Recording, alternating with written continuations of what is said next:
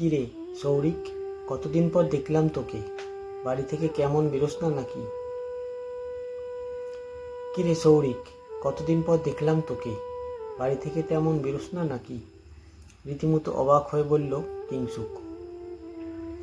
সৌরিক হেসে বলল, আয় আগের চায়ের দোকানে একটু বসি, চায়ের পেয়ালায় মুখ দি। কি বলবো ভাই, এক সময় পর বাইরে বেরোতে আর ইচ্ছে করে না। এইবারও হাজার চেষ্টার পর WBCS হলো না। চাষের ধোঁয়া মুখের সামনে উঠে মিলিয়ে যায়। খুব মনে পড়ে তোদের সঙ্গে কাটানো স্কুল জীবন। কতই না মজা করতাম। যাকগে, ছাড় এসব কথা। শুনে হয়তো তুইও আমায় জাজ করবি আর 5 জনের মতন। বল, কেমন আছিস? কিংসুক মৃদু হেসে বলল, আছি রে মোটামুটি।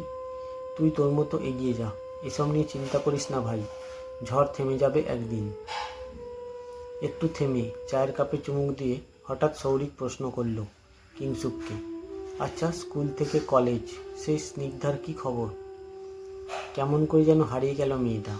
মাঝে মাঝে খারাপ লাগে জানিস তো, অতীতের স্মৃতি মনে পড়লে। দোকানের বাইরের হঠাৎ অটোর হর্ন বাজল।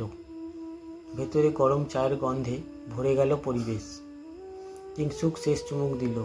সৌরিকের মনে হচ্ছিল আজ হয়তো স্নিগ্ধা নিয়ে কিছু জানতে পারবে। ঠিক তখনই কিংসুকের ফোন বেজে উঠল। স্ক্রিনে কার নাম যেন দ্রুত ঝলসে গেল, আর বিন্দুমাত্র দেরি না করে কিংসুক উঠে পড়ল। চললাম রে, পরে কথা হবে। সৌরিক চাইলেও আর কিছু বলতে পারল না। তার হাতের চায়ের পেয়ালায় ঠান্ডা হয়ে যাওয়া শেষ চুমুকটা যেন তাকে নীরব করে দিল।